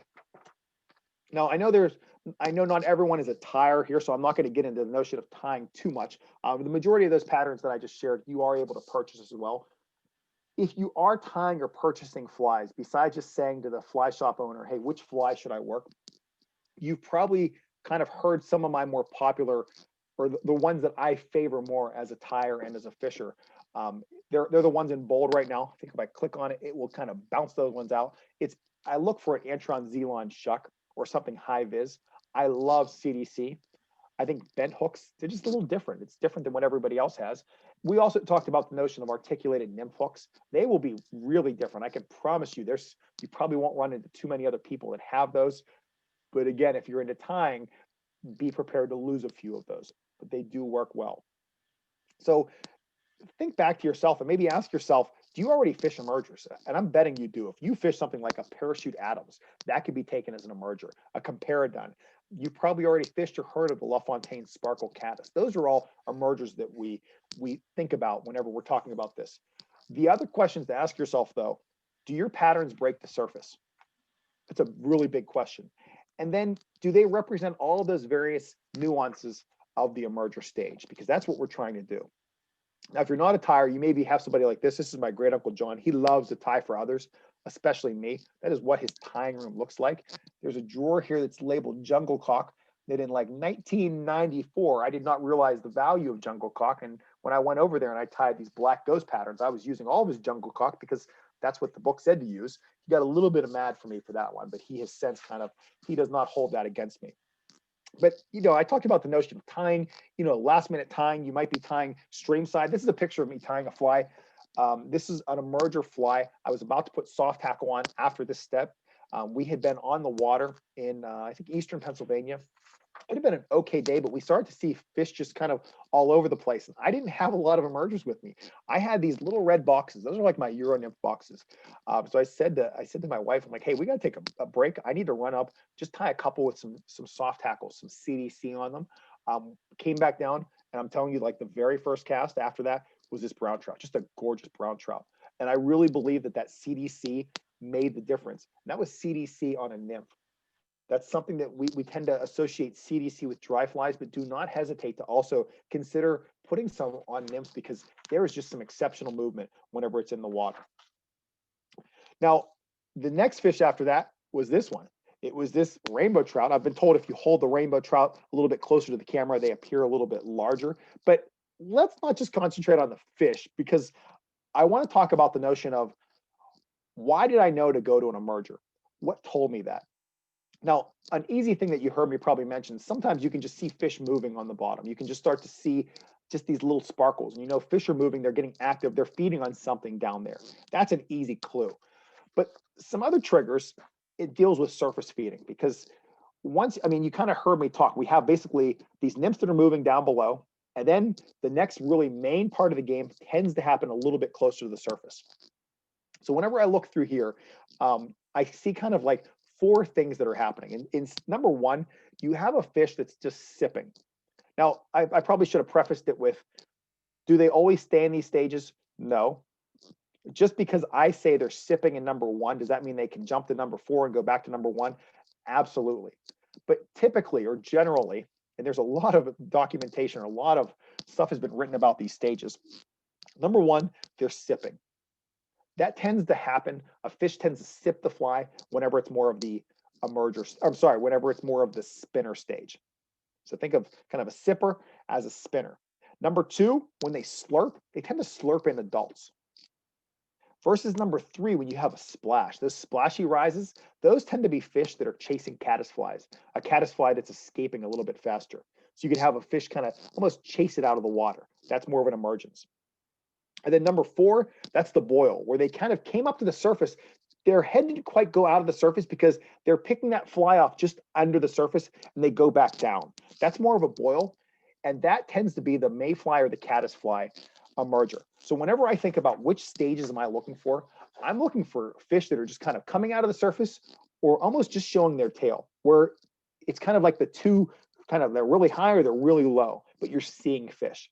Whenever I see fish like that, I absolutely think emergers. I told you before, the peanut butter cup on the conveyor belt, could that have been like stage one or stage two? 100%. I may still shoot on and go with a comparadon or go with a parachute because I think they're taking the adults.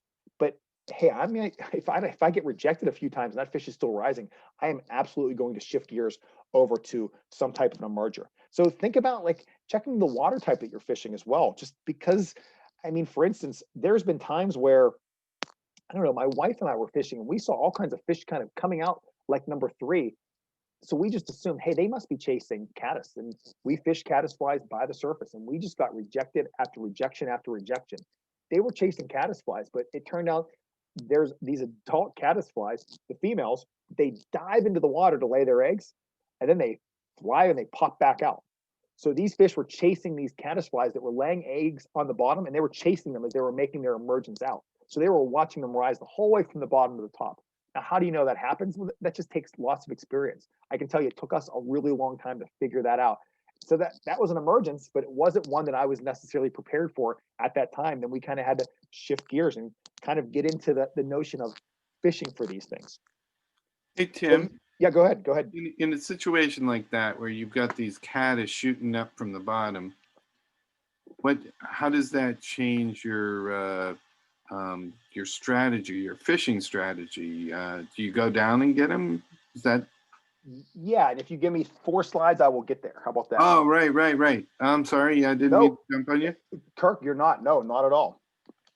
Hey, So since I interrupted you, you ready for some information on the catgut? Yeah. Oh, yeah. What do we got? Okay, so Jerry Covielli shares that catgut is a type of cord prepared from a natural fiber found in the animal intestine. Catgut makers usually use sheep or goat, but occasionally other things. Despite the name, catgut manufacturers don't use cats. Well, thank you, Jerry. Hey, Jerry, can you come along with all of my presentations and you can just answer all these questions? I love this. I like this, Jerry. I'll do the same for you, buddy. All right, well, let's finish strong. I know most of you are ready for bed right now. I know I'm getting there. It's like we're an hour behind right now. My son did not make it through this day of fishing dry flies. So kind of tying in with what Kirk was talking about, we're going to talk about ways to fish it. Whenever I think about ways to fish emergers, we have 3 main ways. We have a drag-free drift, we can increase drag, or we can decrease drag. So kind of watch as I kind of talk through those. And I'm going through some of my more popular patterns, like a Hendricken Sparkle Dun Emerger. That would have been something that we want to fish that. Let me go back. I'll kind of share this one. This is something that it's going to be fishing kind of very little drag. We're talking drag free. It's going to be fished on the surface. You don't want this to go really fast. You don't want it to go slow. You just want it to go with the surface, go down and appear very natural. This is one that I like to fish earlier in the season, hence the darker trailing shuck. It represents a Hendrickson Mayfly. What's really nice about this is that aside from the notion of, it's a comparadon, it's got this trailing shuck, it's a darker body, we fish it earlier in the season. I also like to fish these in riffles. I tend to do really well with Hendricksons whenever I'm fishing them in riffly water. So that's early season. Something a little bit more delicate might be something like this one. This is more of like a sulfur adult.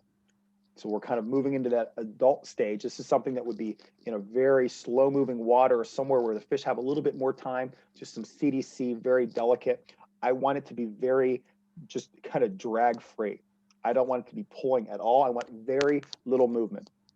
What are some ways we can do that? We can fish a solo fly, just one fly.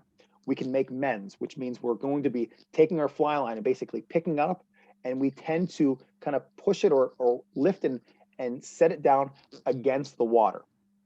That's considered a mend. There's a really popular cast that I would recommend. It's called the reach cast, where you kind of make a cast and then you kind of reach over to the right or the left, depending on which way you face. I'm not going to be teaching that cast tonight, but that would be something that I'd recommend if you don't know anything to look up a video on the reach cast. That will help you extend your drift a little bit. If you're fishing nymphs, think about having a really heavy nymph on your point fly and then having a dropper above or below that, depending on the desired depth. And maybe we're just fishing nymphs. They're not starting to move up. We want kind of that drag-free drift for them. Something else that we can do to get away from that is to take that Hendrickson that I showed you before and attach a piece of tippet to the bend, or have this fly attached as the dropper. And then on the point, you have maybe a size 16 bead head. It's just riding another 12 inches below this fly. So the fish could take that as an emerger. But the key of all this is think about these flies as same speed as the current or a hair slower. So we're doing everything we can to kind of slow things down. Now, whenever we talked about the notion of those caddis flies that were going down to the bottom and they were making their emergence, at least, and I guess I'll connect this back to what Kirk said. Whenever I talked about these caddis flies, these females that were diving down, laying their eggs, and then popping back up, they tend to do it in a hurry. So if you take a look at this fly, this is just considered a little soft tackle. I believe we have a little bit of that condor substitute for the body, some wire to help get it down a little bit, some dubbing, and some just really sparse soft tackles. I tend to tie mine. But this is just considered what we call a soft tackle fly. And whenever I tend to be fishing soft tackles on fish that I know are chasing flies up through the water column, there's a couple different methods that we can use. One is we can swing the fly. It's kind of an older style where you're going to be making a cast, maybe straight across, maybe slightly up or downstream, depending on the speed of the water. And then instead of making mends against the current, you're just going to let the fly kind of swing out. So you make almost a 45-degree cast downstream and just let the fly swing till it gets directly downstream from you. And then we use this technique called the Leisenrig lift, where we just slowly lift our rod tip. And as we do so, it's going to encourage this fly to kind of rise up gently in the water column. Now, as you do this style, I can really just verify for all of you that when you do this and fish are on that stage where they're taking flies that are emerging through the water column, they will slam these flies because they know they have to chase it. So if you've ever kind of had your fly, you've had your rod tucked under your arm and that fly was just bouncing behind you or in the water and a fish just slammed it and you're like, oh geez, what happened? That's what they were doing. They were kind of going after that fly there. But whenever you do that, you really have to do so. Don't hold that fly line tight because they will just grab it from you and it'll just pop that fly off. Now, the other thing that I really like to do to speed up the fly, going back to what Kirk had asked, I like to make mends with the current. So whenever we're thinking dry fly fishing, we always try to make a mend or make our fly line go against the current. In this case, when I'm fishing these flies, I make a mend with the current and it helps to speed that fly up and around. And sometimes just seeing that chasing fly will really help to get those fish to want to chase it as well. Something else that we can do that we don't think about is to increase our tippet size. There'll be a little bit more tension on the tippet, and that will naturally speed it up. I think a lot of us are in this Euro nymph phase, so we're just trying to go smaller and smaller with tippet sizes, which is absolutely true if we're trying to live on the bottom. But if we're trying to encourage movement and trying to get our flies to represent or to imitate an insect that's emerging, then it's okay if we use a heavier tippet. That's going to protect our flies. It's going to protect us from breaking them off. And it's also going to help get them a little bit closer to the surface because there's going to be more of that surface drag in play. So those are some of the methods that I like to use to increase drag. That's what I'm trying to do there, is increase drag, speed them up. Now then, if we want to decrease drag, you can see what I'm doing here. This is a technique that's called European nymphing. So maybe I'm going to be fishing that CDC pattern that I told you about before, just a little jig head with some CDC soft tackle, but I want it just kind of bouncing on the bottom.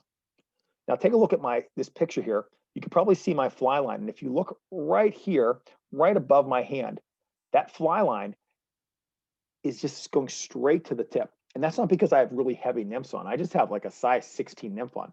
But this is a much finer diameter fly line than a typical one. So this is a Euro-specific fly line. And because it's like that, it has very little sag in it. So it allows your flies to kind of live a little bit closer to the bottom. Now, whenever I do these European, we'll say European nymphing techniques, I will continue to just let this fly just go the whole way through its seam.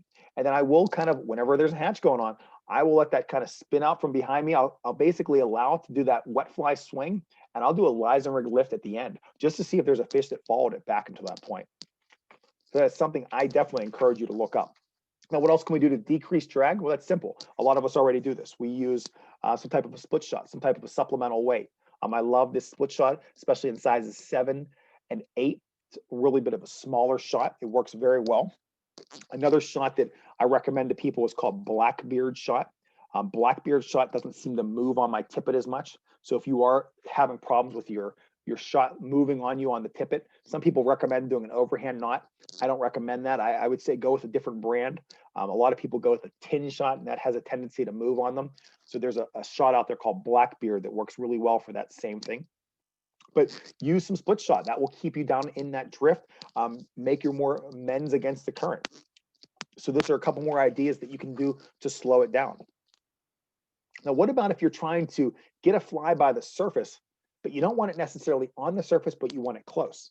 Now, we know that surface water tends to move a little bit faster than the bottom. So we really want to use something that will keep it close to the surface, but still allow it to kind of pull on that something. Now, that something is a strike indicator, and a lot of people have different opinions of them. But one that I've used a lot over the last couple of years is called a Ghost Tech strike indicator. This is a neat little thing that was developed by a gentleman in central Pennsylvania. It's basically like, if you take a look at this, it almost looks like that sheeting that's used inside of all these Amazon Prime packages that I get, kind of like bubble wrap. Then there's like a white backing on it. There's a screw with a nut, and that nut kind of tightens against your tippet. So whenever this rides, this is going to ride basically what you're looking at right now. So the fish just look at it, just looks like this white flower on the surface. In fact, that's what my buddy Rob calls these. He calls these the flower indicators because that's what they look like. I love to fish these whenever I'm fishing very light nymphs. We're talking anywhere from a size 16 to a size 22, especially if I want to keep them close to the surface. There's some other techniques that we can use to detect a strike, but fish do not seem scared of these. I use these a lot for steelhead fishing as well, because when they land very gentle. Now, if you go out to buy a Ghost Tech strike indicator, I can tell you, you're going to be in one of two camps. You're going to love them or you're going to hate them. They're a pain in the butt to kind of cast at first because they do catch a little bit of air whenever you're casting them. So please keep that in mind. But some people who they're just like, they'll buy them, they'll send me a message, they'll say, Tim, do not tell anybody about these. They are the worst indicators in the world. Then I have other people that say, hey, this is an indicator that's helped me catch fish. I can tell you I'm of that latter camp. Whenever I spent some time in Iceland, we got there and we were fishing for Arctic char. And we were told before we got there that these Arctic char never met a dry fly they didn't like.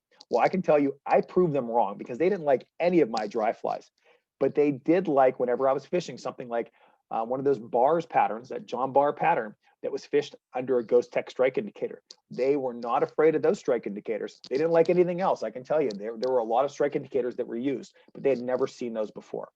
So these fish had no problems taking a fly that was fished about 12 inches under the surface under one of those indicators.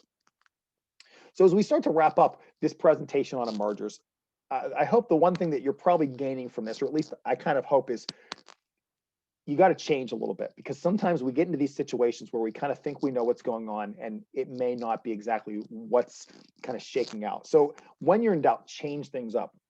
Change the type of fly, change your position, change your type of cast, change your speed of the fly, change your tippet, make it a lighter X, make it a heavier X, because that can really just make all the difference between catching a fish like this a pretty little wild trout, and something like this, a rainbow that I caught whenever I was in Wyoming, because I shifted position, I changed the fly, I realized that they were on emergers, not dry flies. And by making that difference, that made all the difference for me. Spoiler alert, by the way, that small fish and this fish, they were not on the same river. So if you thought that, I got you there. Well, the last thing I do want to do, I'll share my email address. It's tcammisa@gmail.com. By all means, shoot me an email. I got one from Mike Hogue about catgut. So Mike, you must be out there as well. I didn't have a chance to read it yet, but it popped up across my phone. So Mike, thank you. I hope you're doing well, bud. But most importantly, what I want to share after this slide are all of the resources that I've asked and I've received permission to use for this presentation, because there's a ton of information in here, just like Kirk had mentioned. And for those of you that are beginners, if you're saying, gosh, I couldn't process 20% of that, how am I supposed to fish emergers? Don't worry about it. Just take this step by step. I'm hoping you got a few pieces of information from this presentation to kind of use, because it took me a long time to put this one together, which is why it's one of my more popular ones. But this stuff does not happen overnight by any means. So you can see I have a ton of resources. If you would like these, again, email me. So my final thoughts, is a degree in entomology needed? No, please do not go and take a class at your local community college. Instead, think about the waterways where you fish, figure out what insects live there, and then find out their nuances. Contact Jerry Coviello. He will be happy to answer all your questions about those mayflies and those caddisflies in those waters, as I would be. But more importantly, contact your local fly shop and just say, hey, what mayflies live in these waters? Then do a little research. It will definitely make it more meaningful for you. So as you look at this last kind of fly that I'm going to share with you, think to yourself, why would this fly, it's an emerger, why would this appeal to trout? Hopefully you're now able to kind of answer that. Hopefully that word vulnerable is in the back of your head. Think about what situation you would fish this fly. I'm hoping you're able to kind of answer that one now. And then finally, why would this fly outperform others? What makes this fly so much better than so many other flies out there? Why is this one of my first flies that I put on anytime I'm fishing this tailwater called the Yakagani? This is my #1 fly when I get there. Why do you think I'd fish this fly over others? And I hope from this presentation, you're now answering this. And most importantly, remember, we did not learn about this fly. No matter what you say, there is no way this will count as a caddisfly emerger. I promise you. Bob, I know you're looking at this. Don't look at this. It's not an emerger. It's one of Kirk's go-tos. I'm sure it's all of our go-tos. Well, listen, that is going to wrap up my presentation. I really appreciate it. Kirk, Bob, thank you for all the support during this. And if there's any other questions, I'd be happy to take them now. So Tim, just passing along a question here from the Facebook crowd. Vince wants to know, can you fish a dun with an emerger on a dropper a few inches behind? Yes. All right, you want to expand on that? Yeah, I mean, the short answer is yes. I'll do that a lot because depending on the emerger that you're fishing, Vince, you may not be able to see it, especially if you're fishing one that's slightly below the water. So it's nice to be able to see that dry fly as your indicator in a sense. How far off the dry will you drop it? Anywhere between 12 to 20 inches. Okay. If you remember, I talked about the Ghost Tech strike indicator. The reason that I used that strike indicator in Iceland versus a dry dropper was because it was very windy that day.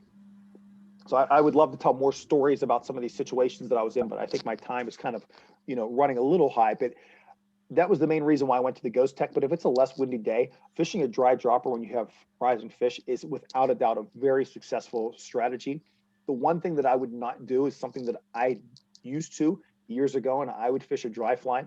As I mentioned, off the bend of the hook, I would put a piece of tippet, like Bob said, anywhere between 12 to 20 inches of 5X through 7X, and I would hang an emerger, a small bead head, a soft hackle off that, and I would tend to catch more fish on that second fly than the first. The downside of tying a piece of tippet off the bend of the hook is that you have a dry fly and a dropper, and they're connected to each other. And if one's in a different current or a different seam, it's going to pull that other one into that seam. So a better strategy is to tie, basically you have your entire tippet, and then somewhere approximately 20, 24 inches from the point of that tippet to tie on another piece of tippet with something like a triple surgeon's knot. So now you have a point, and then you have a dropper. Off that dropper, put your dry fly, and off the point, put your emerger. Then you still have them attached, but they'll kind of be allowed to fish a little bit more independent of each other. If there is a hit on your emerger, more than likely, because it's only, whenever we say it's 20 inches from your dry fly, it's not gonna be 20 inches down, because whenever it's moving in water, that 20 inches is gonna look more like around, 10 inches from the surface. If a fish hits that fly, you're more than likely going to see it, or it's gonna hold on to it long enough that it is going to pull back on that dry fly. But what's nice about fishing them that way is that you will catch more fish on that dry fly because it's no longer being kind of pulled in play by that nymph or that emerger. Does that kind of answer that question for Vince? Very well, very well. I think so. Tim, I'd just like to amplify a point. As a person who is, my eyesight is beginning to go, I know it's a common frustration. They can't see the fly, and if you can't see the fly, then you can't fish a fly. And I've often found that some of our folks, they don't move to using an indicator or a spotter fly when they really could, and it's damn hard to see those little guys sometimes, and I don't feel like you're giving up anything to put a spotter fly on. No. It eliminates a lot of frustration. Yeah, I mean, I feel like I still have pretty good eyes, and I think you saw on that fly that I shared at the beginning, it's a size 14. I put like hot orange CDC on it, and that's not as an attractor. That's so I can see the fly, especially if it's one thing if you're fishing a fly at 20 feet to 30 feet, but if you're able to make those long casts and you're fishing something on a big river at 60 feet, you want to be able to see it. So no, I mean, I used to kind of be hesitant even when it came to using indicators like that Ghost Tech style of an indicator, but if it helps me see and it helps me recognize that there's something going on, by all means go for it, because even though Jerry's telling everyone to fish saltwater, there's something that's just really special about these emerger flies.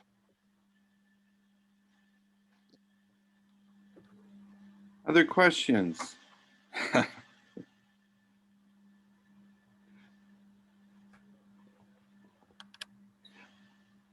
Well, Tim, I'd like to thank you so much for presenting tonight. I've been monitoring both Zoom and Facebook, and we've been running somewhere about 10 to 13 on Zoom and upwards to 15 on Facebook. So that's a really good attendance for us when you combine the two.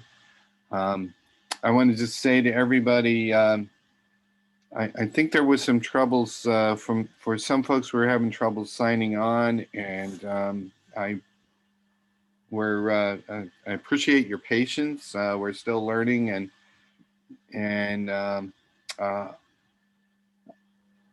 so still working through the bugs on how to do this well.